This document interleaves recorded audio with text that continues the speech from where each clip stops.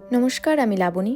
আজকের এই ভিডিওটা করার কারণ হচ্ছে কিছু মানুষের ধারণা একটা কোট বা একটা আউটফিট এক দুবারের বেশি পরা যাবে না। এই কোট ব্লেজারগুলোর কেমন দাম একবার একটু দেখুন।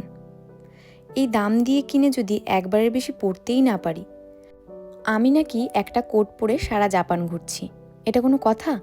যদিও আমি ঘুরে থাকি, তাদের সমস্যা কোথায়? সবে একটা শীত যেতে পারলো না, এর মধ্যে দুটো কোট আমার কেনা হয়ে গেছে। আর বাদবাকি শীতের জামা কাপড়ের কথা তো বাদই দিলাম। এসব আমি বলতে চাইনি, তবুও আমাকে বলতে হচ্ছে। এরকম টাইপের ভিডিও আমি করতাম না, তবুও কিছু কিছু মানুষের ফালতু মন্তব্যের জন্য এই ভিডিওটা আমাকে করতে হলো। এত টাকা দিয়ে কোট কিনে কেন আমি একবারের বেশি ইউজ করতে পারবো না? যার ভালো লাগে না সে করো না।